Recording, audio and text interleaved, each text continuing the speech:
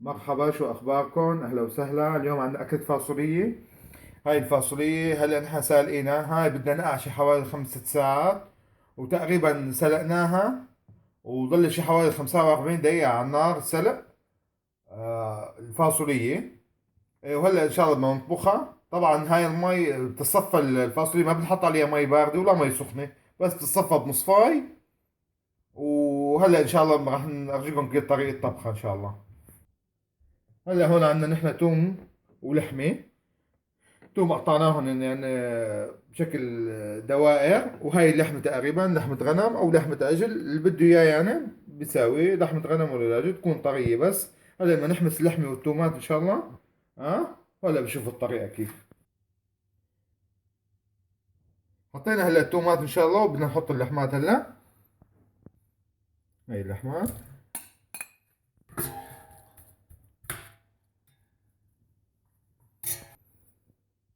تقريبا حطينا معلقة ونص ملح طبعا، بندوقهم للفاصوليا إن شاء الله، وبنحط فلفل أسود شوي بس للحمة. نحط رشة فلفل أسود بس، لانه هي ما بدها بهارات يعني، بس مشان اللحمه ومشان الزنقه. وفي ثوم. طبعا هلا بنحمس اللحمات هيك.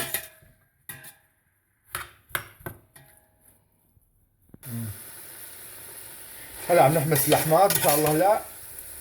هلا بس تستوي اللحمات مشان اللحمه طريه، وبنحط رب البندوره او الصلصه.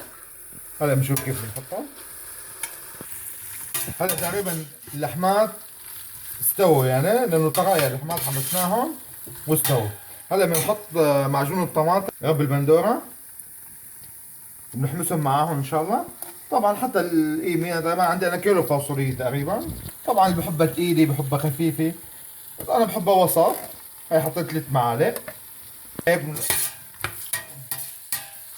بنحمسها هيك مع اللي هي مع اللحمة.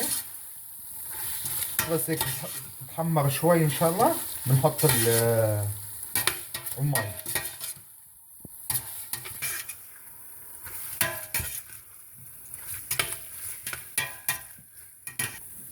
هلا حمسنا هون وحمرنا الصلصة. هلا بنحط مي ان شاء الله. طبعا كمان المي اللي بحبها تقيلة بحبها خفيفة.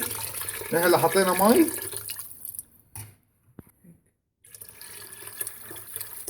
انا حطيت تقريبا ابريق ونص مي، بس هي حسب الطلب يعني وحسب الهي. هلا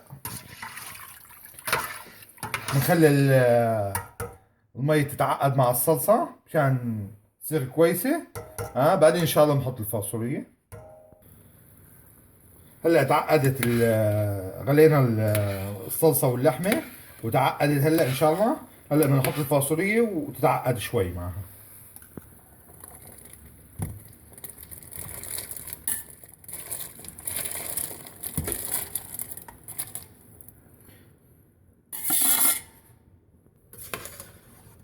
نخليها تتعقد شوي معاها. طبعا في علب بالسوبر ماركات، علب فاصولية. هاي لا بدها لا سلق ولا نقع، عادي فورا بتشيلها بتطبخها. يعني ما بدها سلق ولا نقع ولا شيء.